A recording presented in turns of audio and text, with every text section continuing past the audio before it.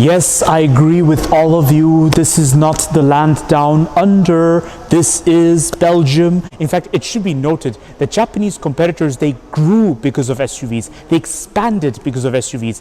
The Volvo XC90 is the safest SUV in the world. The BMW X5 may be the funnest SUV to drive because of the driving pleasure of BMW. Mercedes may have the status. Land Cruiser and the Land Cruiser Prado are one of the most reliable full-sized SUVs in the automotive industry. In fact, their reliability is just too good that they are always the #1 choices for big organizations like United Nations, NATO. All love the Land Cruiser and Japanese 4x4s.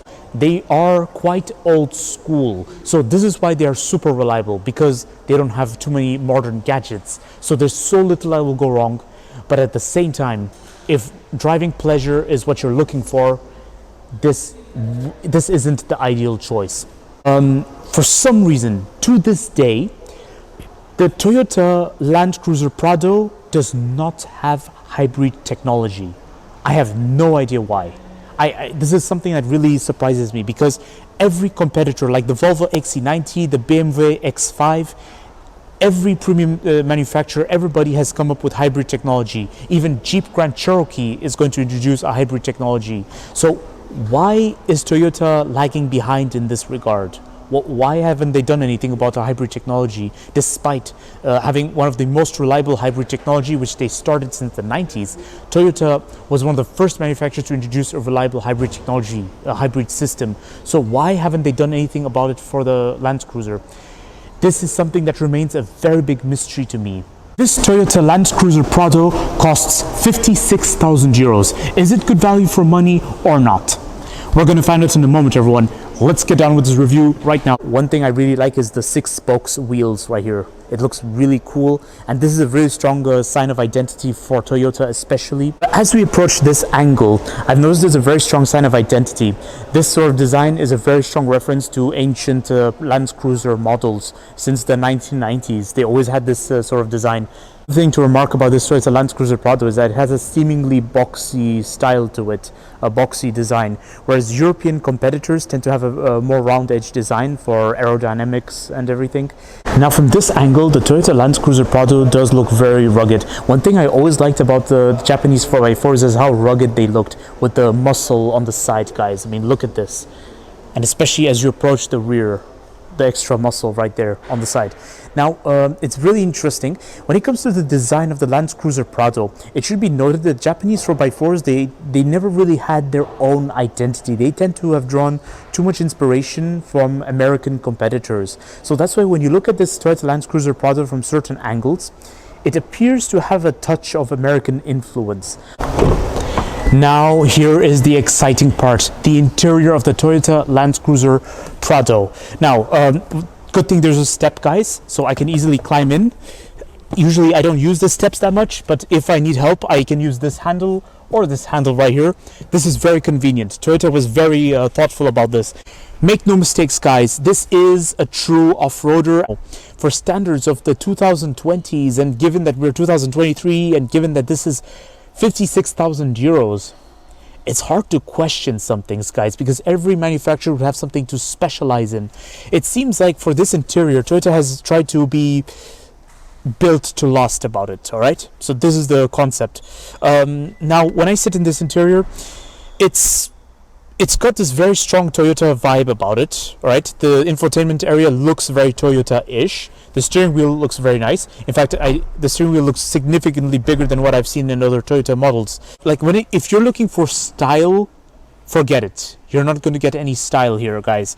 No fancy trims or anything, but you do get this silver trim and this squidgy plastic, which is durable, guys. It's built to last. Now, for an SUV of this size and segment, it's quite amazing how lightweight the door is and how easy it is to open, guys. See, something simple, light, pleasant, you know, and it's quite nice, guys. It doesn't feel cheap either. Two basic fabric seats, and the quality of the fabric is good, looks durable, looks like something that will last a while. This is the point of the rest of the interior, guys. It's all about durability. Now, over here, mirror controls, quite basic and nice. And over here are your window controls, also basic and nice. And all of them are automated, guys. And you get your center door lock button right there. Now it is time to check out the practicality solutions of this interior, guys. I'm very curious. So you get a deep storage space right there. And then cup holders right here of rather fixed sizes. It's quite nice. Then another storage space right here.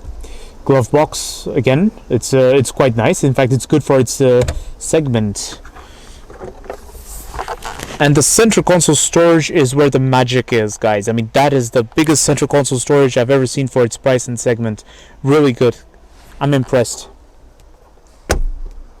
12-volt socket and USB point right here, guys.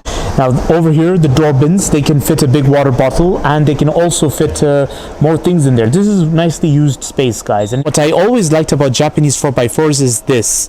They always had nice latches for the hood and for the fuel cap. Alright everyone, now it's time to explore the rear seat of the Land Cruiser Prado. So, it's easy to enter. You can use the steps if needed. So, and also you can use these handles if necessary, guys. Legroom is plentiful, knee room is plentiful, and headroom is unquestionable. When it comes to space, there's barely any question, but when it comes to comfort, I feel a bit like I'm sitting on a firm couch, and headroom is a bit firm, guys. Now I did warn you guys, this is not comfort oriented. Quite a good number of features for the rear seats, guys. So air conditioning for the rear seats, but there's no climate control. You do get a 12-volt socket there though, and you get a nice backseat pocket on both rear seats, guys. A spacious door bin, by the way. And speaking of cup holders, look at what you get right here. A huge armrest. Wow, that's quite nice. And it's easy to maintain, guys. You can take it out, have it clean, and you can pop it right back in. This was a smart idea. Now it's time to explore the boot space of the Land Cruiser Prado. But before doing so, I'm going to warn you guys again. Toyota was not very enthusiastic about technology and gadgets, so it is quite basic. So just watch what happens. It doesn't open by itself. There's no automated door or hydraulics or anything. So I have to pull it by myself. Because most competitors actually offer these gadgets, but then I guess there is a reason why it goes at a price of 56,000 euros. Anyways, these doors, they open sideways. They don't open above like the rest of the competition does. But otherwise, on the benefits, on the bright side, it's very spacious. Here are a number of advantages you get with the Toyota Land Cruiser Prado. A 2.8 liter diesel engine, everyone. Now that is very reliable and very ideal for long usage, guys, especially when it goes on road trips. All are aware of the Toyota reliability, but if ever you doubt the Toyota reliability, you get the 5-year Toyota warranty, which is just as reliable as the car itself. This car is built to last. It means it genuinely is something that will maintain its value. Here in the EU market, this Toyota Land Cruiser Prado has a big reputation with law enforcement and major military organizations, guys. So you know what this means? This is a good alternative to having your dream cars like the Hummer or the Humvee. Forget about those cars. Get this. Oh, this sounds like real metal. Serious business, guys. Oh, believe it or not, this back window can actually open. You just have to push the button in the corner right there. Another advantage you get with this Toyota Land Cruiser Prado is the spacious back. Believe it or not, this can be equipped with 7 seats. However, everyone, it's not all pink roses. There are problems we need to address. Quite a number of equipment missing. No 360-degree parking camera. No keyless entry or blind spot monitoring. No electric seating adjustments, guys. It's all manual seating adjustments. No sunroof or panoramic roof. Another problem with the Toyota Land Cruiser we need to address, guys, is that, make no mistakes, this is a workhorse. Very reliable, no questions in that regard. But the thing is, do not expect driving pleasure out of this.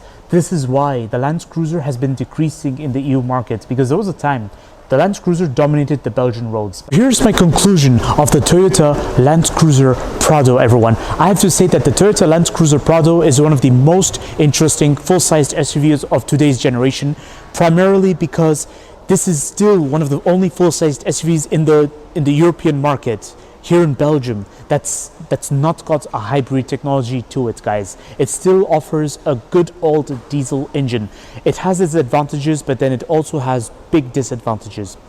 The biggest advantage it has is that it's super reliable, it's unstoppable. Nothing can stop this Land Cruiser Prado, and it is proven.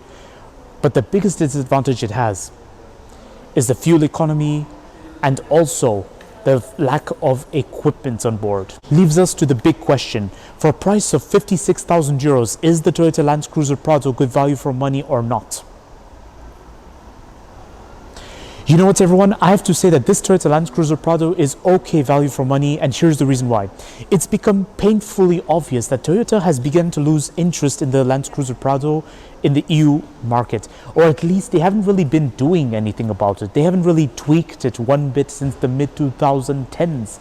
Now, the reason why Toyota is probably doing this is because they are focused on other priorities. We had to worry about the environmental initiatives, so they had to worry about the perfecting the hybrid technology. They had to come up with an electric car technology. Price of 56,000 euros. It's true that most of its competitors don't even start at that price range. They tend to start at 65,000 euros, give or take. The likes of the Audi Q7, the BMW X5, and the Volvo XC90. These days, most of them start around 70,000 euros. So in some senses, the Toyota Land Cruiser is very generous. The big picture is that this isn't really meant for private use. I think this is perfect for professional use, but professional in the context of, like, you are going to be using this for serious duty. This is not something you would buy for an employee to be using as a company vehicle. So you want my opinion of this Land Cruiser Prado?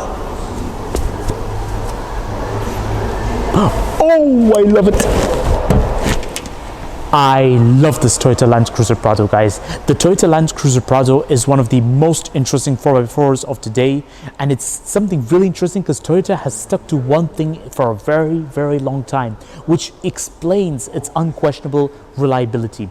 However, I seriously hope Toyota has a solution for the Land Cruiser by year 2030, because year 2030 will be deadline for diesel engines here in the EU market.